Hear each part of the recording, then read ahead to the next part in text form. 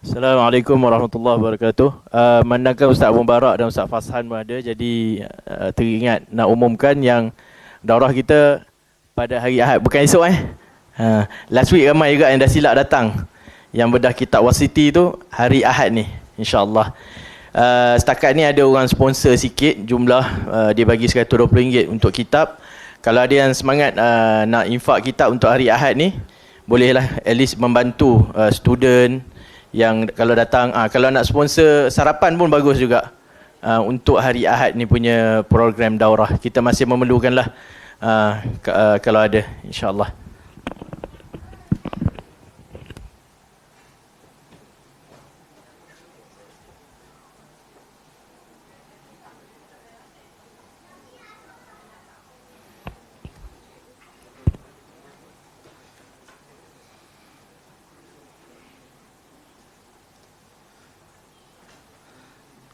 طيب بسم الله الرحمن الرحيم. السلام عليكم ورحمة الله وبركاته. الحمد لله رب العالمين، والصلاة والسلام على أشرف الأنبياء والمرسلين نبينا محمد وعلى آله وصحبه أجمعين، أما بعد. طيب alhamdulillah, bersyukur kepada Allah Subhanahu wa taala. Pada malam ni kita diberikan kesempatan untuk bertemu dalam majlis ilmu, iaitulah membahaskan berkaitan dengan Haqqullahi 'alal 'abid. Itulah kitab Tauhid, penjelasan bagi kitab Tauhid, iaitu Al-Qaulul Mufid ala Kitab Tauhid, karangan Al-Syekh Muhammad bin Salih Al-Utsaimin rahimahullah ta'ala. Baik, jadi kita sambung pada membahaskan masail yang berbaki, yang kita sentuh dalam kitab ataupun kitab yang pertama, bab yang pertama yang disebutkan oleh muallif rahimahullahu taala, kitab Tauhid itu sendiri, dan dibahaskan beberapa masail sebelum ini, yang mana kita sambung pada masalah yang ke berapa? 12 ke 12.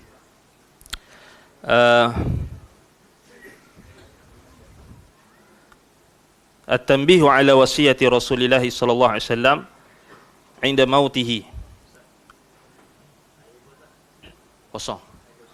Jazakallah khair. Baik, iaitulah peringatan tentang wasiat Rasulullah sallallahu alaihi wasallam ketika kewafatannya. Dan demikian itu dapat dilihat pada hadis Abdullah bin Mas'ud radhiyallahu an. Ini kita dah bincangkan tentang wasiat Nabi sallallahu alaihi wasallam yang terkandung di dalam surah Al-An'am. Baik, Ar-Rabi'atu sini 13 kan? Al-Thalithatu Ashrah, Ma'rifatu haqqillahi alaina. Yang ke-13 iaitulah mengenali hak Allah ke atas kita. Baik. Di sini tidak disyarahkan oleh Syekh Al-Utsaimin rahimahullahu taala. Beliau hanya sebutkan.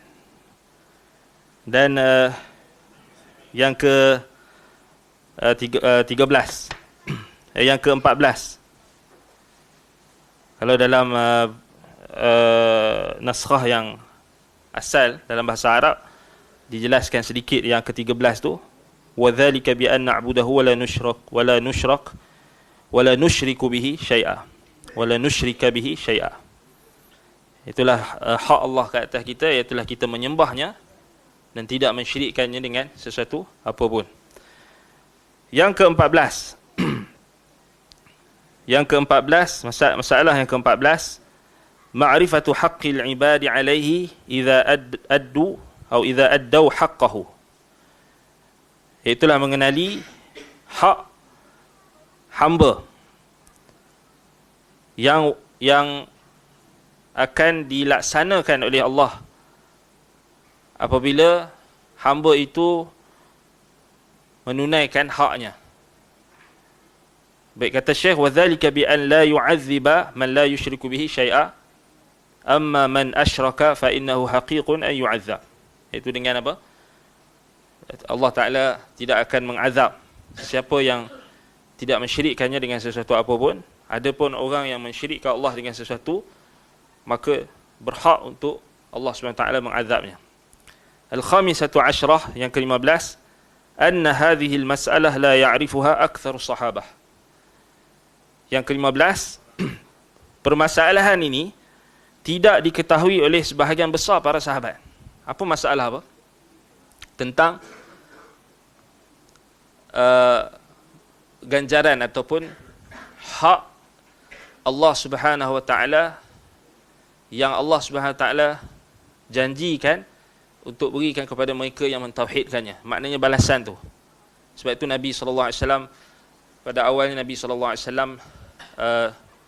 apabila Mu'adz bin Jabal radhiyallahu anhu kata, afala ubashirun nas, Nabi SAW kata, la tubashirhum fayattakilu.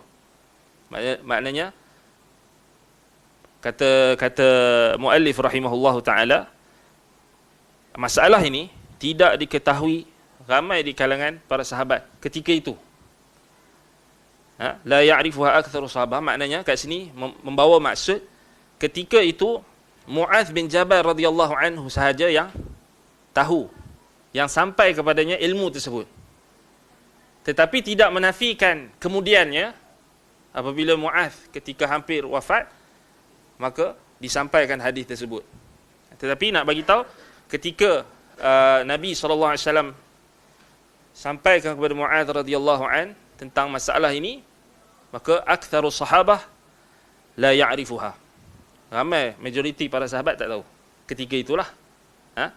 Baik.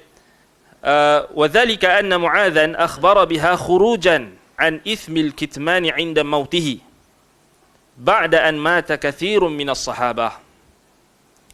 Baik, hal tersebut maknanya Mu'adz bin Jabal radhiyallahu an memberi khabar, menyampaikan masalah ini, yang ini berkait dengan Allah SWT akan memberikan jaminan, yang ini tidak akan mengazab orang yang tidak mensyirikkannya dengan sesuatu apapun. Maka Mu'adz bin Jabal bagi tahu untuk keluar daripada dosa menyembunyikan ilmu. Khurujan an ithmil kitmani inda mautihi, ketika dia hampir wafat. Ba'da an mata kathirun minas sahabah. Maknanya kat sini, selepas ramai di kalangan sahabat Nabi yang senior dah meninggal. Maknanya, bukan maknanya para sahabat semuanya tak tahu, tetapi para sahabat yang kibar, yang senior. Maknanya yang wafat sebelum Mu'adz, ramai tak tahu. Ramai tak tahu. Maknanya yang selepas Mu'adz, maknanya di kalangan sigharus sahabah yang wafat lebih pada maknanya bawah pada 100 hijrah, hampir-hampir 100 hijrah. Maknanya kena tengok tarikh wafat Mu'adz. Maknanya sahabat-sahabat yang masih hidup selepas Mu'adz bin Jabal tahu lah. Seperti sigharus sahabah ketika itu, seperti yang kemudiannya akan menjadi sahabat utama yang menyebarkan ilmu Nabi SAW, seperti Abdullah bin Umar, seperti Abdullah bin Abbas, dan ramai lagi para sahabat. Baik. Jadi kalau kita nak tahu bila siapa sahabat-sahabat yang tahu tu, maknanya kita just cari tarikh wafat Mu'adz. Dan sudah tentulah Khulafaur Rashidin yang 4 tu, ataupun kita katakan yang 3, Uthman. Kalau tarikh wafat Mu'adz lewat ataupun lebih awal berbanding mereka, atau lewat atau lebih awal berbanding mereka, sudah tentulah apa? Mereka yang wafat sebelum kewafatan Mu'adz tu tak sampailah kepada mereka ilmu tersebut. Ini masalah ini. Baik. As-sadisatu asyrah, jawazu kitmanil ilmi lil maslahah. Masalah yang ke-16, iaitulah apa? Harusnya ataupun bolehnya menyembunyikan ilmu demi sesuatu maslahah. harus untuk menyembunyikan ilmu lil maslahah, untuk maslahat. Baik, kata Syekh Al-Utsaimin rahimahullahu taala, "Idh inna kitman al-ilm ala sabil al-itlaq la yajuz." La yajuzu li'annahu laysa bimaslahatin. ولهذا أخبر النبي صلى الله عليه وسلم معاذا ولم يكتم ذلك مطلقا. Baik. Kenapa dekat situ Syekh sebut harus atau boleh menyembunyikan ilmu lil maslahah, untuk maslahat, untuk kebaikan, untuk tujuan tertentu, maslahat. Kerana asalnya menyembunyikan ilmu secara mutlak tak boleh. Tak boleh, haram. Menyembunyikan ilmu secara mutlak tak boleh. Allah Subhanahu wa taala sebut dalam Al-Quran, "Innal ladzina yaktumuna ma anzalna minal bayyinati wal huda min ba'di ma bayyanahu lin-nasi fil kitabi ulaika yal'anuhumullah wa yal'anuhumul la'inun." Sesungguhnya orang-orang yang diberikan kepada mereka itu ataupun ilmu, mereka yang diberikan ilmu. Innal ladzina yaktumuna ma anzalna minal bayyinat. Mereka yang diberikan Allah ilmu, lalu mereka menyembunyikan apa yang telah Allah Ta'ala turunkan. Minal bayyinat, berupa penjelasan-penjelasan. Wal huda, petunjuk. Min ba'di ma bayyannahu linnas, setelah Allah Ta'ala telah menjelaskannya kepada manusia. Fil kitabi, dalam kitab. Orang yang menyembunyikan ilmu yang telah dijelaskan. Maknanya ilmu yang, kata sebahagian ulama tafsir, ilmu yang berupa faraid, kefarduan, dan juga usul, asas dan teras agama yang telah dijelaskan. Ma bayyannahu linnas fil kitab, dalam Alkitab, ini Al-Quran, ataupun dalam kitab Taurat dan Injil. Kerana ayat ni turun kepada orang-orang Yahudi dan Nasrani, Ahlul Kitab. Kerana mereka menyembunyikan kenabian Nabi Muhammad SAW yang telah termaktub di dalam Taurat dan Injil. Sebab itu, apa akibat mereka menyembunyikan ilmu yang telah jelas, iaitulah kenabian Nabi Muhammad SAW, kerasulan, kebenaran risalah yang dibawa oleh Nabi Muhammad SAW. Ulaika yal'anuhumullah, mereka itu dilaknat oleh Allah. Wa yal'anuhumul la'inun, dan dilaknat oleh orang-orang yang melaknat. Ayat itu asalnya turun pada Ahlul Kitab. Tapi Al-Imam Ibn Jarir At-Tabari rahimahullah dalam tafsirnya sebut ayat ni macam ayat-ayat yang lain, walaupun turun khusus kepada Ahlul Kitab, tetapi dia membawa maksud umum. Al-ibrah bi'umumil lafzi la bi khususi sabab. Kaedah yang penting dalam tafsir. Jadi itu asalnya. Maknanya asalnya, boleh tak kita sembunyikan ilmu secara mutlak? Tak boleh. Tak boleh. Demikian juga apa?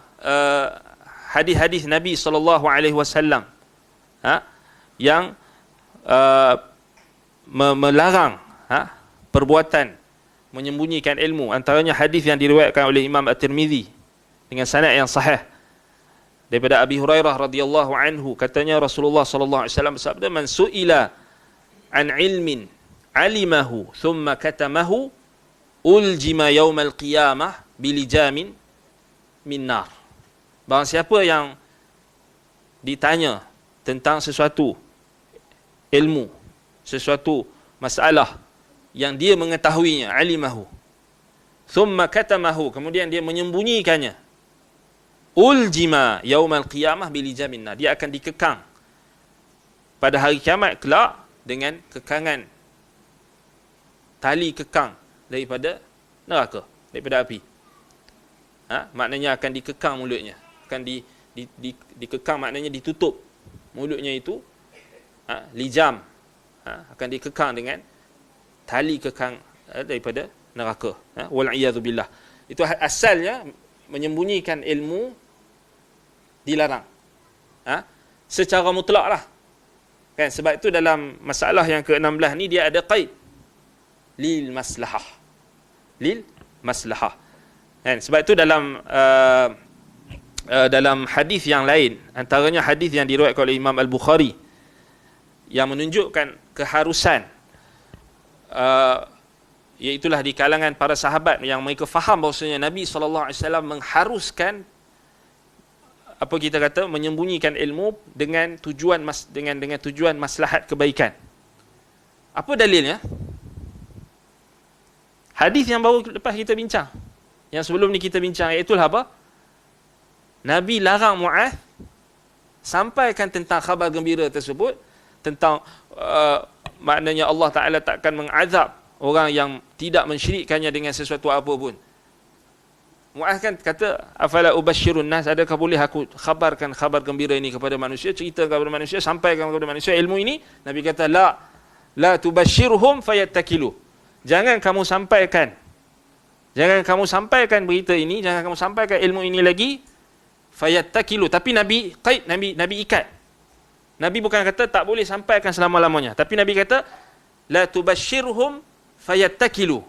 Jangan cerita lagi, jangan bagi tahu dekat depa khabar gembira ini tentang hak hamba yang Allah Ta'ala akan tunaikan apabila dia tidak mensyirikkan Allah dengan sesuatu. Kerana apa? Kerana Nabi kata fayattakilu, kerana takut mereka akan bersandar hanya kepada khabar gembira tersebut, lalu mereka tidak bersungguh-sungguh dalam beramal. Itu masalah. Nampak? Itu dalilnya.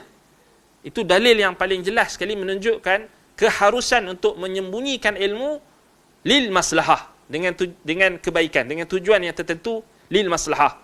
Sama ada lil maslahah ataupun sama ada li jalbil maslahah ataupun li daf'il darar, mafsadah.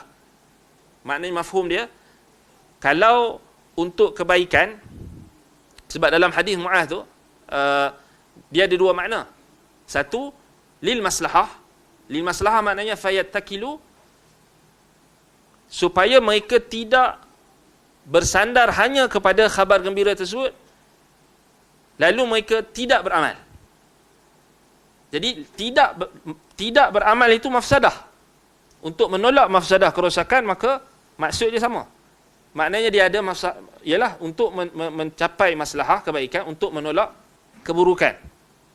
Dalam maslahah tu ada makna menolak keburukan. Keburukannya di sini, Nabi SAW takut para sahabat hanya mengharapkan khabar gembira tersebut, sehingga mereka bersandar semata-mata kepada khabar gembira tersebut dan mereka tidak beramal. Itu Nabi takut. Kan? Baik. Dalil yang lain, kalau kita tengok macam mana kefahaman sahabat, maksudnya mereka faham bahawasanya Nabi SAW izinkan untuk disembunyikan ilmu dengan tujuan maslahat atau menolak kemudaratan ataupun mafsadah. Contohnya adalah hadis yang diriwayatkan oleh Imam Al-Bukhari dalam Kitabul Ilm, hadis Abu Hurairah radhiyallahu an. Kata Abu Hurairah, hafiztu min Rasulillah sallallahu alaihi wasallam wi'ain. Fa amma ahaduhuma fabathastuhu wa amma al-akhar falau bathastuhu quti'a hadzal bul'um. Quti'a hadzal bul'um.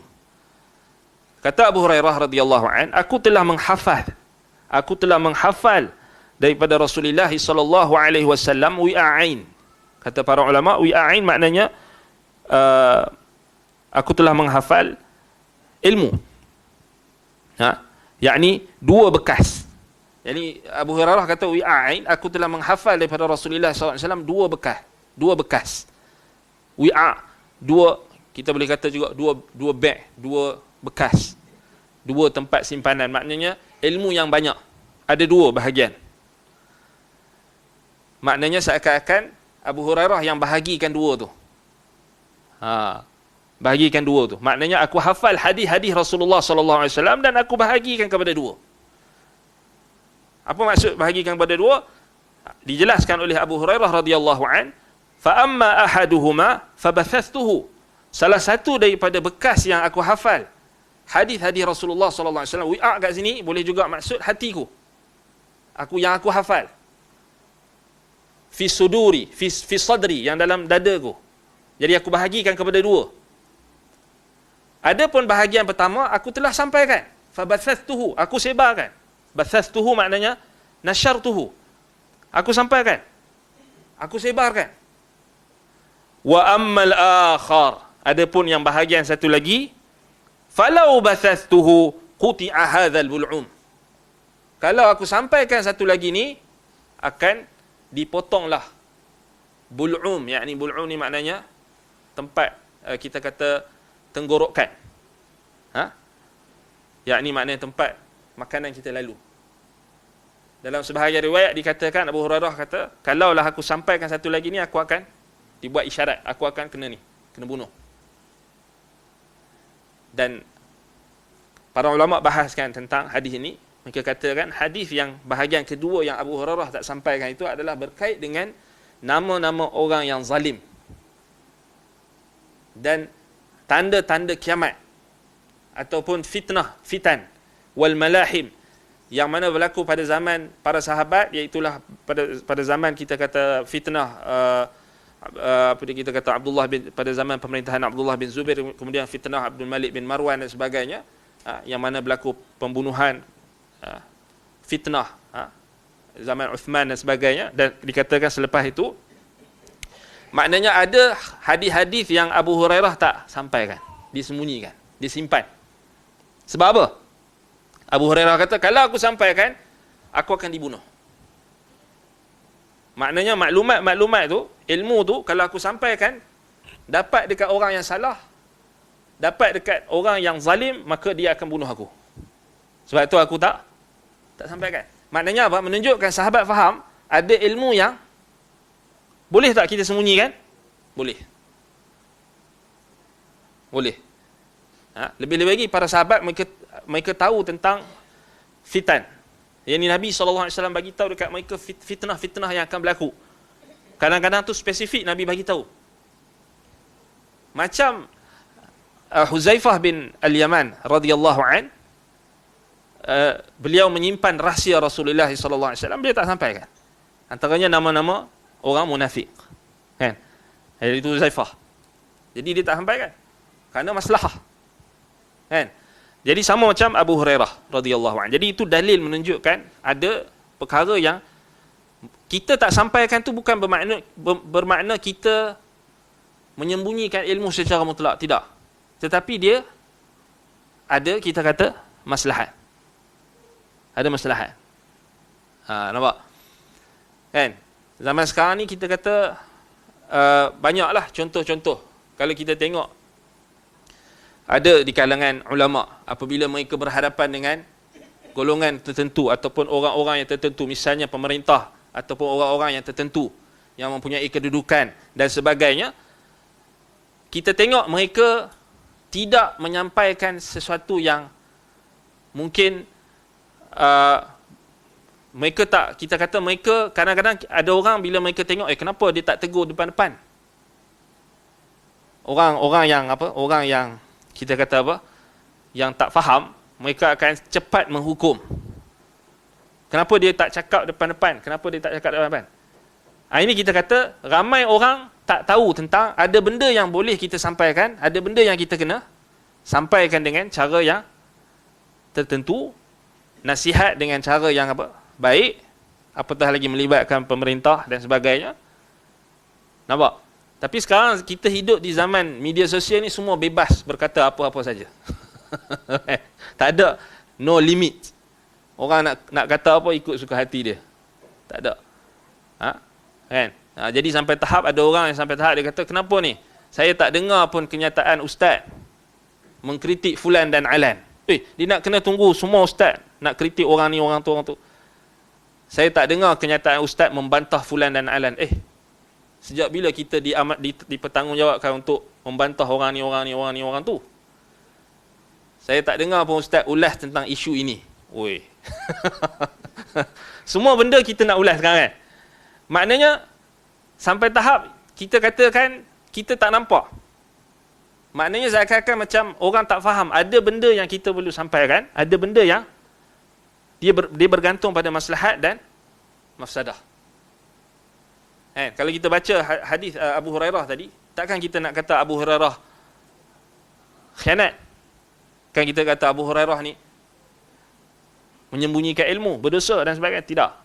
Itu menunjukkan keharusan. Dan dia balik pada maslahat.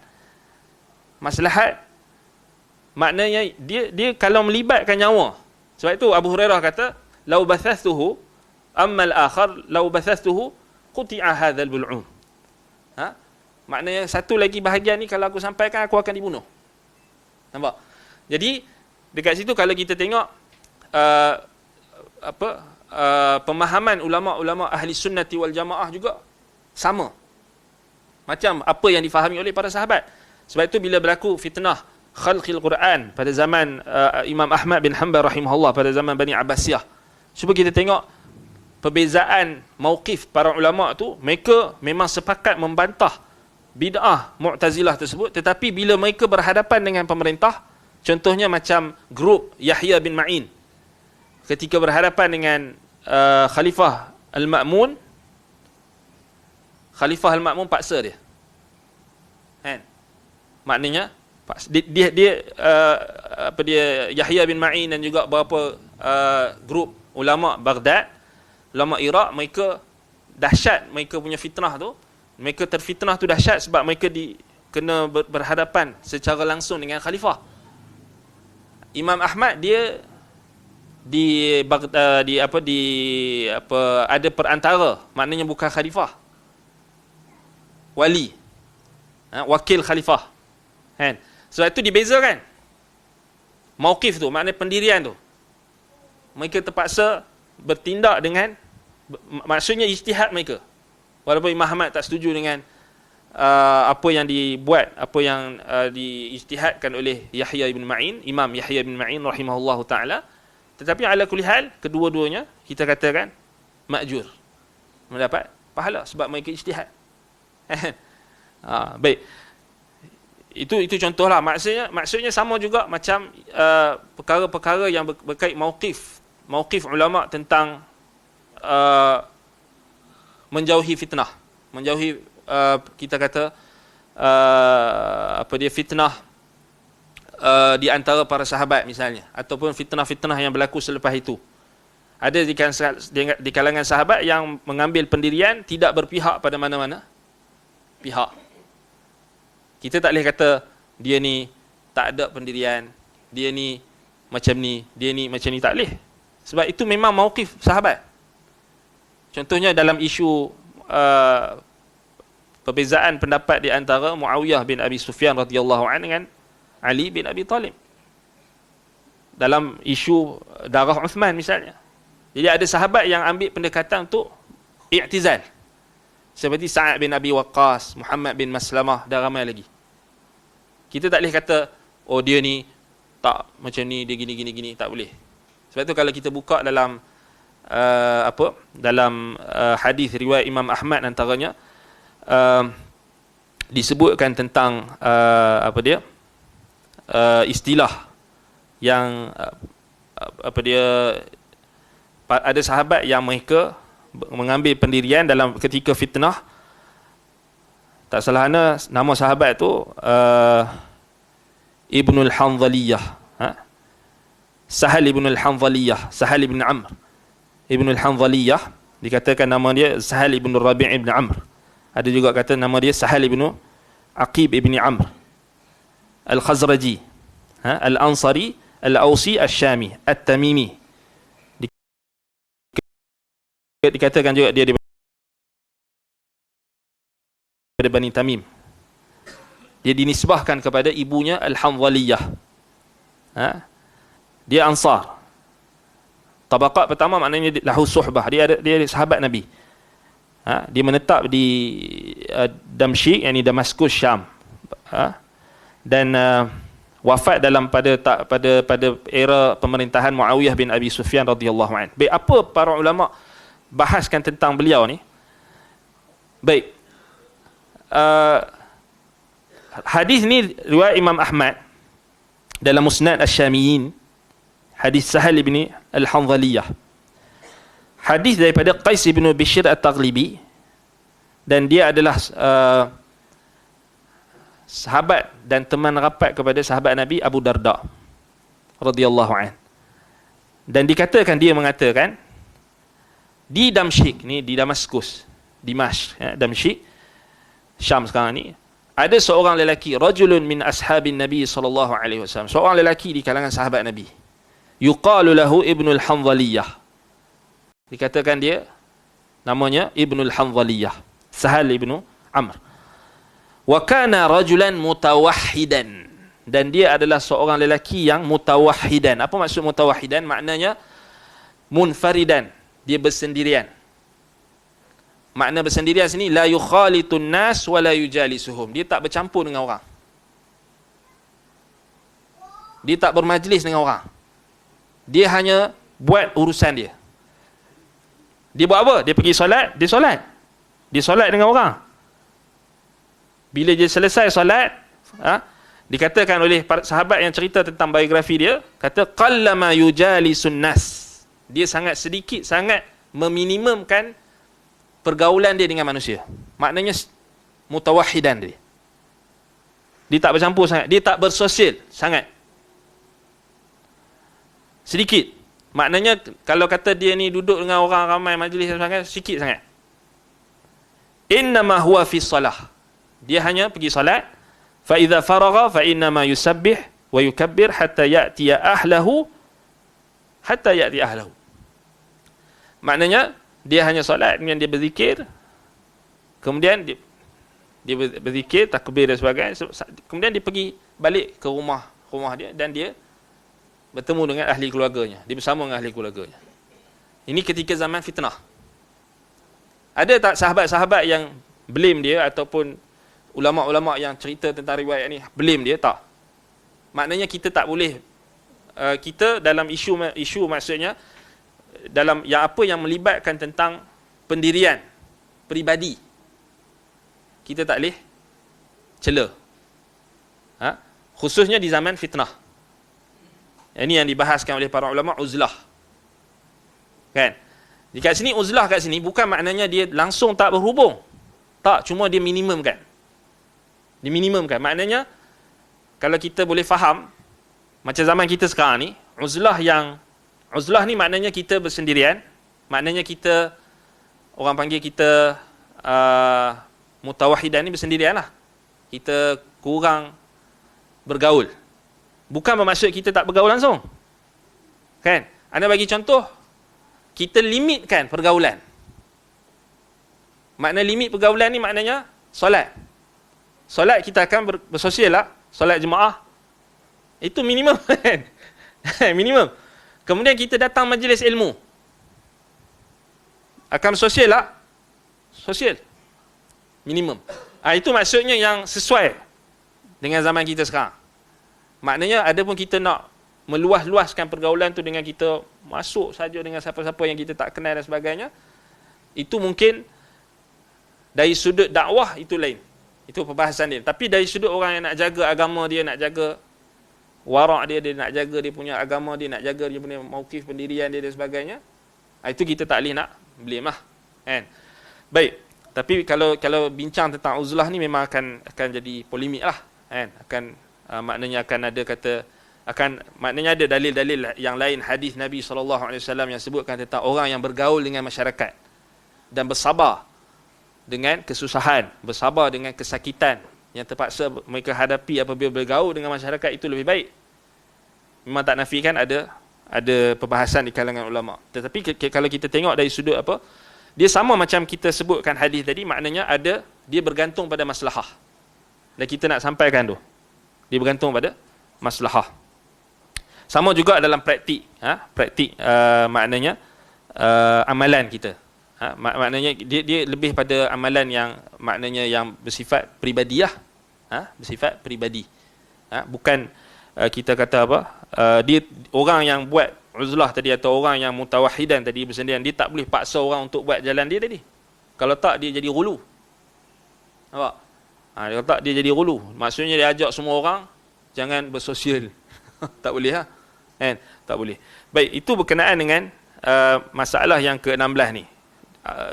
Dia memang kita katakan dia isu yang lain, tetapi dia lebih kurang sama. Maknanya dia bergantung pada maslahah. Dia macam isu yang uzlah tadi tu, sahabat yang mutawahhidan tadi tu, Kerana dia tahu bahawasanya ada benda yang dia tak mungkin mampu untuk capai, ataupun mudarat yang lebih besar kalau dia bergaul. Mungkin dia boleh berubah, ataupun mungkin dia boleh rosak. Dia tak kuat untuk menghadapi kerosakan dalam masyarakat, contohnya menyebabkan dia bersendirian, dan dia hanya fokus pada urusan dia. Dia pergi solat, tu kira dah okey lah kan. Kemudian di balik rumah, dia urus urusan keluarga dia. Kemudian urusan-urusan yang melibatkan apa? Dia tak ada, kita kata dia tak bersosial langsung kan. Dia still ada sosial. Maknanya apa, dia muamalah dia dengan manusia. Kan tak apa, kita tak boleh, tak masuk akal lah dia, orang tu dia duduk dalam rumah tu dia tak berhubung langsung kan. Tambah-tambah zaman sekarang ni ada dengan macam-macam teknologi yang ada yang menghubungkan dia dengan orang yang berada beribu-ribu kilometer jauh daripada dia kan, boleh hubung. Baik. Tapi kita nak bagi tahu itulah maknanya dia sama macam sahabat yang sembunyi ilmu kerana takut ancaman nyawa mereka diancam dan sebagainya.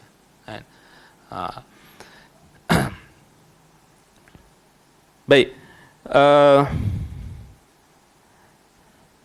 Kata Syekh Ibn Uthaymin kat sini, Syekh Al-Uthaymin rahimahullah kata, wa lam yaktum dhalika mutlaqa. Jadi Mu'adh dia tidak menyembunyikan ilmu itu secara mutlak. Wa amma kitmanul ilmi fi ba'dil ahwal aw an ba'dil ashkhas la ala sabilil itlaq fajaizun lil maslahah kama katama an-nabiy sallallahu alaihi wasallam. Dhalika an baqiyati sahabah khasyata an yattaqilu alaihi wa qala li Mu'adh la tubashshirhum fayattakilu. Adapun menyembunyikan ilmu pada ba'dil ahwal, pada keadaan yang tertentu, ataupun pada sebahagian individu, dia tak bagi tahu. Kan? Macam Nabi SAW sembunyikan tentang kelebihan Abu Bakar dan Umar kepada Abu Bakar dan Umar. Nabi tak bagi tahu kat Abu Bakar dan Umar. Nabi bagi tahu dekat Anas bin Malik, Nabi bagi tahu kat Abu Hurairah. Nabi bagi satu hari Nabi SAW tengok Abu Bakar dengan Umar masuk ke masjid. Kemudian Nabi SAW cakap kat Anas bin Malik atau Abu Hurairah ataupun sahabat yang lain, Nabi bisik, Nabi cakap, huma sayyida kuhul ahli jannah. Mereka dua ni, dua orang pemimpin, penghulu ahli syurga. Kan? Nabi tak bagi tahu depan-depan Abu Bakar kan Umar. Kenapa? Lil maslahah. Kerana maslahat. Lidaf'il darar, li jalbil maslahah wa daf'i mafsadah. Untuk dapatkan kebaikan supaya Abu Bakar dan Umar itu tidak apa? Tidak merasa ujub. Kan? Dan tidak merasa terpedaya. Jadi Nabi SAW tak bagi tahu dekat Abu Bakar Umar. Kan? Jadi Nabi bagi tahu kat orang lain. Sama juga macam larangan. Semua tu kalau kita tengok macam Nabi SAW larang memuji di depan-depan ataupun melampau dalam memuji seseorang. Semua tu masalah kan? Untuk masalah orang yang kita puji itu. Jadi kita tak puji di depan-depan kerana kita tahu, kerana kemungkinan pujian kita tu akan menyembelihnya. Sebab tu Nabi SAW sebut kepada para sahabat tentang orang yang memuji. Satu hari Nabi SAW tengok seorang lelaki puji sahabat dia, kawan dia, dan Nabi SAW kata apa? Kamu telah sembelih dia. Kan? Dan Nabi larang perbuatan memuji di hadapan ataupun melampau-lampau dalam pujian. Semua tu ada maslahat. Semua tu ada maslahat. Baik. Sama juga menyembunyikan ilmu, itu juga adalah satu maslahat. Contoh, kita bagi satu contoh lah. Ada zaman sekarang ni nak dekat PRU kan, contoh. Jadi orang akan tanya kita ataupun orang akan tanya ustaz kita ke siapa-siapa ke, guru kita ke siapa-siapa, kamu sokong siapa? Kan? Kamu undi siapa? Baik. Kita akan tahu impak ataupun implikasi kalau kita bagi tahu. Mungkin akan menyebabkan permusuhan, mungkin menyebabkan tak bertegur sapa, mungkin menyebabkan bergaduh dan sebagainya. Jadi kita pun jawab undi itu rahsia. Kan? Undi itu rahsia. Habis cerita. Kemudian sembang bab lain. Betul tak? Itulah kita tak bagi tahu kan? Sebab apa? Ada maslahat. Kita tahu kalau aku bagi tahu ni habis ni, aku tahu dia ni sokong orang ni. Kan? Jadi kita pun sembunyikan pendirian kita. Adakah kita menyembunyikan sesuatu yang sepatutnya kita sampaikan? Tak juga kan? Kerana dia ada maslahat. Macam itulah perumpamaan dia. Zaman sekarang lagi lah orang akan tanya, orang-orang yang politik ni dia akan, kalau dulu sebelum ni kalau kita tengok, dia akan upah dia punya macam-macam lah. Cyber-troopers lah ini untuk apa? Untuk tanya soalan, untuk minta fatwa gini. Masih ada lagi orang-orang macam ni, saki-baki ni, yang dia ada naz'ah hizbiyah, tahazzub. Maknanya kita kata dakwah jahiliyah tu masih melekat. Seruan-seruan jahiliyah tu masih melekat ni. Kepartian ni masih susah nak cabut ni, walaupun dah kenal manhaj salaf, tapi duk ada lagi. Duk ada lagi, susah nak cabut. Jadi kita kena hati-hatilah, maknanya kita kena tengok pada maslahat. Apa tujuan dia tanya? Selalu orang akan tanya fatwa lah. Kan? Kalau orang yang mengajar agama lagi, dia akan tanya, ni kalau tak ni kamu tak sokong ni, kamu tak sokong Islam, kamu tak sokong kebenaran, kamu habis ya, susah kita nak jawab. Kan? Jadi macam itulah perumpamaannya. Maknanya dalam keadaan ba'dil ahwal wa fi ba'dil ashkhas, la ala sabilil itlaq, kata Syekh Al-Utsaimin, bukan secara mutlak, maka ianya fajaizun lil maslahah, maka harus dengan maslahat. Baik, kama kata Nabi sallallahu alaihi wasallam dzalika an baqiyati sahabah, sebagaimana Nabi sallallahu alaihi wasallam menyembunyikan apa? Khabar gembira tu. Nabi tak bagi tahu dekat sebahagian sahabat untuk mengelakkan apa? Khasyata an yattakilu alai. Nabi takut, Nabi bimbang mereka akan berserah dan tidak beramal. Nampak? Sama jugalah kan, kita kalau dah tengok orang tu dia tenggelam dengan maksiat, kan? Kemudian dia mari jumpa kita nampak dia pegang botol arak. Dia tanya kita, adakah Allah akan ampunkan aku? Dia sambil dia pegang botol arak. Adakah maslahah kita akan kata Allah akan ampunkan kamu dalam keadaan dia pegang botol arak? Adakah termasuk maslahah dengan kita tengok riak wajah dia itu tidak menunjukkan dia itu nak menyesalkan, tapi dia tanya tu dalam bentuk kita kata menunjukkan wajah yang sombong ataupun i'tirad, dia nak menentang. Adakah hikmah, adakah termasuk hikmah ataupun maslahat ketika itu kita kata dia Allah akan ampunkan kau? Kita duk tengok dia pegang botol arak tu, lepas tu sambil dia tanya tu sambil dia tegur. Adakah hikmah kita kata dia Allah akan ampunkan dosa kau? Ataupun dia tanya kita, aku akan masuk syurga tak? Allah akan masukkan kau dalam syurga. Allah Maha menyayangi. Hikmah tak? Maslahah tak? Tidak. Dia pun lagi minum, lagi tegur. Betul? Maka ketika itu kita kata kat dia, Allah tidak akan ampunkan kau kalau kau dalam keadaan macam ni. Betul tak? Maknanya dalam keadaan kau minum arak ni, kau telah buat benda yang Allah murkai. Kalau kau nak Allah ampunkan kau, kau kena tinggalkan. Kau kena buang botol arak tu dan jangan minum. Itu baru hikmah. Nampak? Ini tak betul lah tengok orang tu pakai pakaian yang lelaki nak jadi perempuan tu kan. Perempuan nak jadi lelaki, kemudian kita kata Allah sayang. Lepas tu peluk dia. Tak betul. Tak hikmah. Itu bukan hikmah. Dia lagi apa? Oh, ada orang, rupanya ada orang iktiraf perbuatan aku. Kan? Ataupun dia akan, walaupun dia tak kata macam itu, tapi dia akan beranggapan benda tu adalah, dia kata tak apalah. Maknanya benda ni dia kata Allah akan ampunkan aku juga, dia kata. Jadi susah dia nak tinggalkan benda tu. Kan? Jadi bukan macam itulah, maknanya dia base pada maslahah. Jadi itu contoh yang kita bagikan. Yang kita nak ambil contoh yang mudah untuk kita faham. Baik, la tubashshiruhum fayattakilu. Sebab itu Nabi kata jangan khabarkan, jangan sampaikan khabar gembira itu kepada mereka, nescaya mereka akan berserah. Wa nadhiru hadha al-hadith qawluhu sallallahu alaihi wasallam li Abi Hurairah, basyirin nas anna man qala la ilaha illallah khalisan min qalbihi dakhala al-jannah. Sama macam isu ini, yakni isu kitmanul ilm, jawazu kitmanul ilm, masalah ini, iaitu harusnya, bolehnya menyembunyikan ilmu berdasarkan maslahat. Hadis yang diriwayatkan oleh Imam Muslim dalam Kitabul Iman, iaitulah hadis Nabi SAW bagi tahu dekat Abu Hurairah, iaitulah apa? Khabarkan kepada manusia, khabar gembira bahawasanya siapa yang mengucapkan la ilaha illallah khalisan min qalbihi, murni daripada hatinya, dakhalal jannah, maka dia akan masuk syurga. Baik. Jadi itu menunjukkan kepada kita, ada waktu Nabi SAW suruh sampaikan, ada waktu Nabi SAW sembunyikan. Baik. Bukan kerana nak sembunyikan ilmu, tetapi kerana nak, kita kata apa, nak mencapai maslahat tadi, supaya tidak begini, supaya tidak begini. Kan?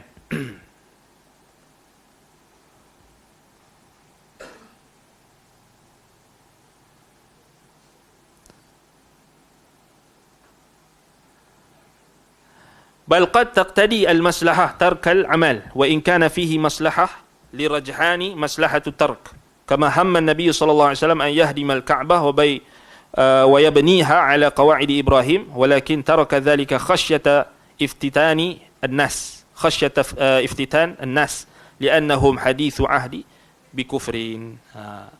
Sama juga dalam isu ini juga kata Syekh Al-Utsaimin rahimahullahu taala, bahkan boleh jadi maslahat itu mengharuskan untuk kita meninggalkan perbuatan tertentu. Macam mana katakan tadi, meninggalkan perbuatan tertentu. Contoh macam orang yang sahabat Nabi yang dia kurangkan pergaulan dia tu. Dia tak bercampur dengan orang kecuali pada solat dan sebagainya. Nampak? Boleh jadi dia tinggalkan terus perbuatan tersebut kerana maslahat mengharuskan untuk meninggalkan perbuatan tertentu. Walaupun ada maslahat yang kuat untuk mengerjakannya, walaupun ada maslahah yang rajihah. Maslahah yang rajihah contohnya, kalau pergaulan dia itu menyebabkan orang lain boleh mendapat manfaat daripada dia, atau orang lain dia boleh dakwah kepada orang, itu maslahat yang mungkin rajihah. Tetapi itulah kita kata nak menentukan maslahat tu juga perlukan ilmu. Maknanya orang tu dia sendiri kena tahu apa dia punya kelemahan, kedudukan dia dan sebagainya. Sebab itu Syekh Abdul Muhsin Abbad hafizahullah pernah ditanya tentang kita kata tentang isu orang yang masuk politik, orang yang masuk dalam bidang politik.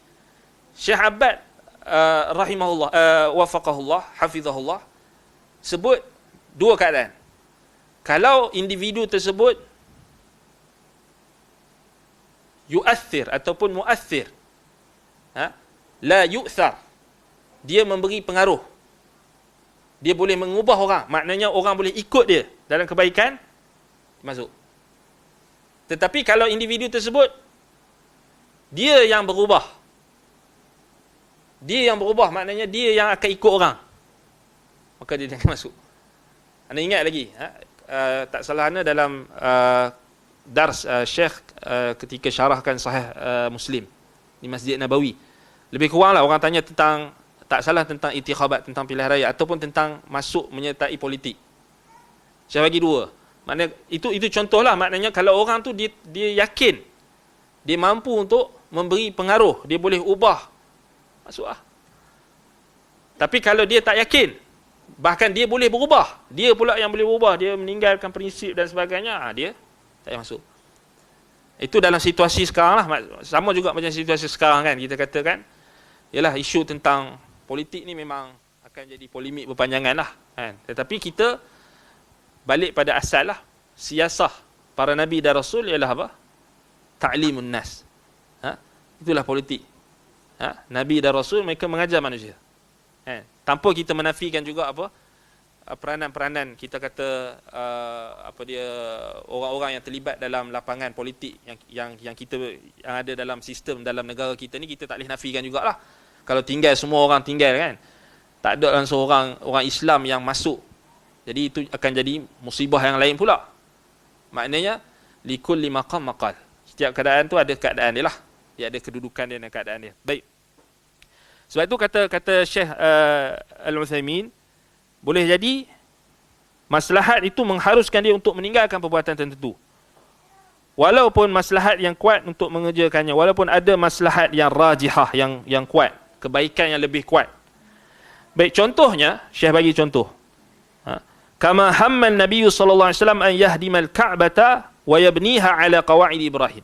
Sebagaimana contohnya Nabi sallallahu alaihi wasallam bertujuan untuk meruntuhkan binaan Kaabah, yakni yang dibina dengan binaan Quraisy. Lalu Nabi SAW nak membangunkannya kembali sesuai dengan kaedah ataupun kawaid, yakni asas-asas ataupun kita kata apa, kawaid ni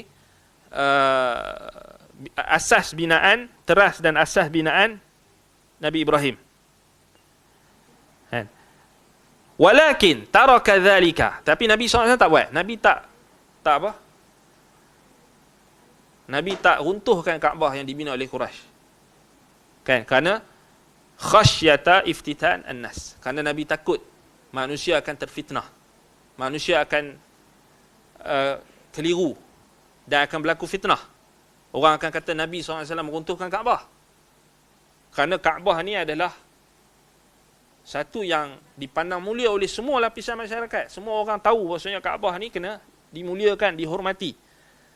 Jadi Nabi SAW terpaksa tinggalkan perbuatan untuk apa? Meruntuhkan Kaabah, binaan Kaabah yang mengikut binaan Quraisy, untuk dikembalikan mengikut asas qawaid Ibrahim, binaan Ibrahim. Yang asalnya memanglah qawaid Ibrahim kan. Tetapi bila kita tahu dalam sirah Nabi SAW, bila berlakunya banjir besar sebelum kenabian, Kaabah tu rosak, lalu orang Quraisy mereka buat renovate. Dia orang buat apa dia baiki, baiki semula bangunan Kaabah dan mereka bina semula. Dan mereka tak cukup duit ketika itu, lalu terpaksa keluarkan kawasan Hijr. Al-Hijr. Hijr itu dikeluarkan. Asalnya itu dalam kawasan Kaabah, sebab itu tak boleh tawaf dalam tu. Kena tawaf di luar. Al-Hijr. Dikata Hijr Ismail tu. Jadi Nabi SAW tak buat. Boleh tak Nabi nak buat? Boleh. Apa yang menghalang? Yang menghalangnya di sini maslahat yang Nabi lihat dan mafsadah yang mungkin akan berlaku. Di situ kata maslahah ar-rajihah. Jadi maslahat di sini Nabi takut orang ramai tak faham, tak faham. Orang ramai bukan tahu. Depa tahu hak itulah Kaabah daripada depa lahir, daripada depa kecil. Hak itulah Kaabah yang depa tengok. Betul tak? Orang ramai mana tahu sejarah yang asal. Jadi Nabi SAW tinggalkan perbuatan tersebut, yang Nabi tak runtuhkan Kaabah mengikut binaan Quraisy itu untuk menjaga maslahat, supaya orang lain, masyarakat, orang ramai tak terfitnah. Nampak? Tu bayangkan Nabi SAW meninggalkan satu perbuatan yang kita kata sepatutnya Nabi buat, tapi Nabi tak buat. Kerana maslahat. Kerana maslahat. Baik. Jadi kata Syekh di sini, li'annahum hadithu ahdi bi kufrin. Kerana orang-orang Mekah ketika itu masih lagi baru dalam Islam. Yakni mereka masih lagi belum lama meninggalkan kekufuran mereka. Masih ada lagi saki-baki jahiliah. Jadi Nabi SAW tak drastik. Dan macam itulah juga mauqif ulama ahli sunnati wal jamaah zaman berzaman apabila melibatkan perkara-perkara yang melibatkan maslahat umum. Contohnya, anda bagi contoh yang mudah. Binaan di kubur Nabi SAW.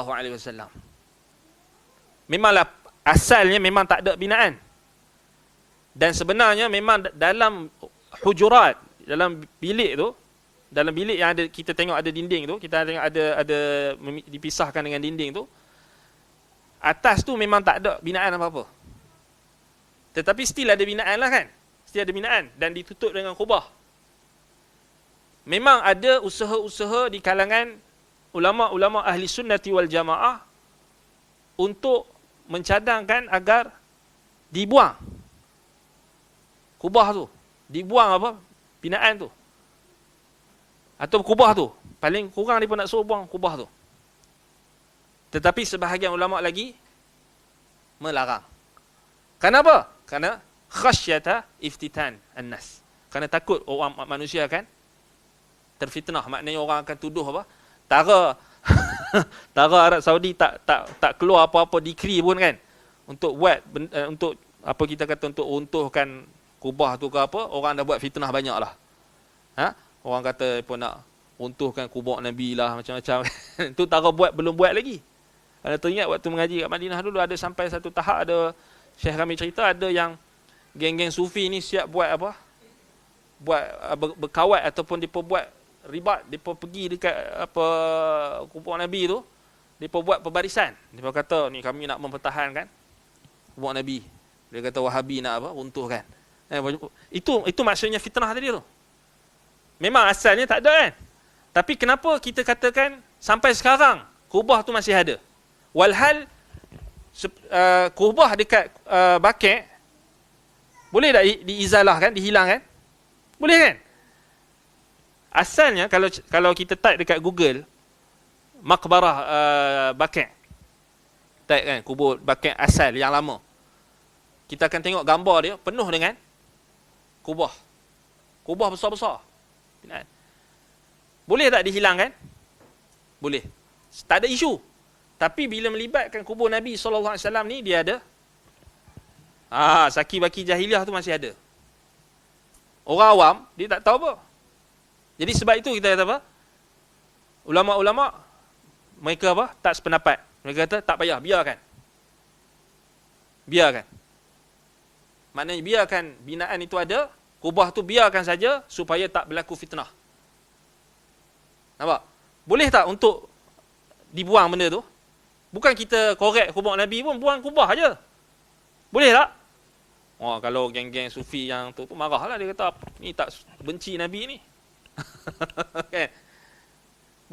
Bukan kita nak suruh korek tu. Yang ulama bahas kan nak buangkan kubah tu je. Tapi kenapa benda tu tak berlaku? Kerana maslahat tadi. Kerana dua pendapat ulama memang zaman tahun tak salahnya 1960-an 70-an apa memang perdebatan dalam isu tu. Tetapi memang ulama-ulama ahli sunnah juga yang berpendapat bahawasanya perkara itu tidak dilaksanakan, tidak dibuang, biarkan saja. Sebab apa? Macam perbuatan Nabi. So dia orang istimbat, dia orang ambil daripada perbuatan Nabi SAW tak runtuhkan Kaabah. Sebab apa? Kalau Nabi buat, orang awam, orang ramai bukan tahu apa. Dia kata, tengok ni Muhammad runtuhkan Kaabah. Nampak? Macam kita tengok sekarang ni kan. Belum kata ada keluar decree ke daripada Saudi kata nak cabut. Dah macam-macam fitnah. Dia kata tengok Wahabi nak meruntuhkan kubur Nabi. Betul tak? Macam itulah. Sebab itu kita kata benda ni adalah perkara yang sangat penting. Maslahah dalam kita kata tarkul amal wa in kana fihi maslahatu lirajhani maslahatu at-tark. Dia meninggalkan perbuatan tersebut walaupun ada maslahat yang lebih kuat kalau dia mengerjakan perkara tersebut. Maslahat yang ulama bahaskan tentang isu kubah tu kan. Kerana bagi pendapat ulama yang kata kena buang sebab dia kata itu adalah wasilah yang memberi kepada mewahamkan orang ramai bahawasanya kubur Nabi SAW ni special. Maknanya kena pergi minta doa. Maknanya boleh membawa wasilah-wasilah yang kepada perkara-perkara yang syirik dan sebagainya. Itu alasan. Alasan satu pendapat ulama, sebahagian ulama lagi yang melarang perbuatan maksudnya cadangan tersebut kerana mereka kata kerana ramai orang tak tahu, jahil. Ramai orang sentimen, emosi sebab bila sebut tentang kubur Nabi ni orang memang apa? Orang panggil apa? Emosi kan. Orang panggil emosi. Macam itulah. Maknanya ulama yang berpendapat bahawasanya tak perlu pun ditinggalkan perbuatan atas dasar maslahat. Walaupun dua-dua ada pendapat kan, maknanya ada alasan. Tapi ditinggalkan. Samalah juga macam Imam Malik fatwakan kepada Khalifah Al-Mahdi. Khalifah Al-Mahdi yakni Muhammad ibn Abdullah Al-Mahdi. Yakni anak kepada Abu Ja'far Al-Mansur. Ketika dia datang ke Mekah, Khalifah Al-Mahdi ni dia nak runtuhkan Kaabah tu dia nak buat binaan, ikut binaan Ibrahim. Dia nak runtuhkan balik. Kemudian dia tanya Imam Malik. Tak salah Imam Malik. Dia tanya Imam Malik kata, kalau benda tu kau buat, Kaabah ni akan jadi tala'ub as-sultan, ataupun akan jadi bahan mainan pemerintah-pemerintah. Main pemerintah baru, dia akan runtuhkan, dia akan buat binaan baru. Esok pemerintah ni mati, main pemerintah baru pula, dia akan buat baru. Tak ada apa? Kita kata dia akan jadi bahan mainan. Uji kaji. Macam kita kata, sistem pendidikan. Kita, kat negara kita kan. Main pemerintah baru, dia tukar baru. Esok yang hak tu jatuh pula, dia tukar baru pula, silibus baru. Lepas tu pening. 5 tahun pula, berubah pula. Lepas tu anak-anak pening. Berat. Jadi macam tikus apa? Makmal. Uji kaji. Kemudian tak menjadi. Budak-budak sekarang stres belajar. Kita pun stres tengok silibus tu. Darjah 1. Stres kita tengok. Tak, maknanya macam tu lah juga. Kalau setiap kali datang pemerintah baru, tukar sistem pendidikan. Memang apa akan dapat? Tak dapat apa. Macam itulah Imam Malik cakap kat Al-Mahdi, kalau engkau buat macam ni, esok pemerintah yang lain pun akan buat juga, akan tukar, dan dia akan jadi tala'ub sultan. Pemerintah-pemerintah ni akan suka hati, dia akan buat ni, runtuhkan. Dia rasa tak puas hati, dia runtuhkan. Jadi sebab itu ulama tutup pintu tersebut. Nampak? Kerana maslahat. Sebab itu kita kena sepatutnya macam itulah. Maknanya macam sistem pendidikan kan, dipisahkan daripada politik. Dipisahkan. Kan? Jangan ikut ni, maknanya tetapkan. Sepatutnya lah kan. Kalau tak, tu yang jadi tukar. Kita pun pening. Saya ada UPSR, saya nak ada UPSR balik. Saya tak ada UPSR, saya ada ni. Lepas tu. Tak tahu apa kan. Wallahul musta'an. Jadi kita harapkan yang akan datang ni akan apa kita kata lebih baik lah kan. Akan lebih baik, ataupun paling kurang kita kata benda tu perlu dikaji lah. Perlu dikaji. Baik. Yang ke-17. As-sabi'atu asyrah. Istihbabu bisyaratil muslim bima yasurruhu. Yang ke-17, masalah yang ke-17 iaitulah galakan supaya ataupun anjuran supaya menyampaikan khabar yang menyenangkan, mengembirakan kepada seorang muslim. Hal ini berdasarkan apa? Berdasarkan perkataan Muaz, wahai Rasulullah, tidak bolehkah aku menyampaikan khabar gembira ini kepada manusia? Maka ini termasuk salah satu faedah terbaik. Maknanya dalam hadis yang sama, Syekh Muhammad bin Abdul Wahhab At-Tamimi rahimahullah ta'ala dapat istinbat 2 faedah. Dalam hadis yang sama, beberapa faedah yang berbeza. Maknanya daripada perkataan Muaz tu, kita dapat satu faedah lagi. Iaitu faedah dari apa? Anjuran menyampaikan khabar yang menyenangkan, menggembirakan kepada seorang muslim. Kat mana? Bila Muaz kata, ya Rasulullah, afala ubashshirun nas. Boleh tak aku khabarkan, sampaikan khabar gembira ni kepada manusia? Menunjukkan apa? Hirsus sahabah litabshir. Semangat dan kesungguhan para sahabat untuk menyampaikan kebaikan, untuk menyampaikan khabar gembira. Kerana itulah asal yang Nabi SAW ajar. Maknanya Muaz, dia bukan tanya benda yang pelik, dia tanya benda yang asal. Faham tak? Muaz tanya dekat Nabi benda yang asal yang Nabi dah ajar dah. Basyiru. Sebab sebelum tu kan Nabi SAW pernah kalau kita tengok, Nabi utuskan Muaz bin Jabal radhiyallahu an ke Yaman. Kan? Sama ada sebelum atau selepas itu, tapi benda tu dah melekat pada sahabat. Pengajaran Nabi tu dah melekat, maknanya kita kena sampaikan khabar gembira. Al-Quran pun datang, wa basyiril ladzina amanu wa amilus solihat. Kemudian Nabi SAW diutuskan sebagai basyiran wa nadhira, pemberi khabar gembira. Jadi sahabat memang faham. Asalnya kita kena gembirakan saudara-saudara Islam kita. Betul tak? Jadi sebab itu dia tanya, afala ubashshirun nas. Cuma kat sini spesifiknya, Muaz nak tanya khabar ni, boleh tak aku bagi tahu? Bukan maksudnya Muaz benda tu baru. Benda yang maksudnya mengkhabarkan kepada manusia khabar gembira itu ada benda yang baru yang belum Nabi SAW ajarkan, tak. Maknanya itulah yang diajarkan oleh Nabi. Asalnya khabar gembira tu kita kena sampaikan. Nabi SAW sebutkan basyiru wala tunafiru, yassiru wala tu'assiru. Berikan khabar gembira, jangan buat orang lari daripada agama. Permudahkan, jangan persulitkan. Nampak? Jadi kat sini kita kata sebenarnya itu menunjukkan anjuran. Maknanya kita ni bertemu dengan sahabat kita, bertemu dengan orang-orang beriman, orang Islam. Maknanya kita sampaikan khabar yang gembira. Cerita benda yang menyenangkan mereka, yang menggembirakan mereka. Kan? Baik. Itu adalah satu faedah yang terbaik. Hadhihi min ahsanil fawaid, kata Syekh Al-Utsaimin. Yang ke-18, al-khawfu min al-ittikali ala si'ati rahmatillah. Yang ke-18, kekhawatiran menyandarkan luasnya rahmat Allah. Kekhawatiran Nabi SAW perbuatan hanya bersandar kepada keluasan rahmat Allah.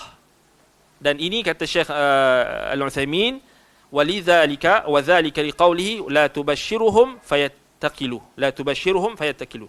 Ini berdasarkan perkataan Nabi SAW, jangan khabarkan khabar gembira tersebut kepada mereka, nescaya mereka akan berserah. Lianna littikal ala rahmatillah yusabbibu mafsadatan azimah hiya al-amnu min makrillah. Sebab apa?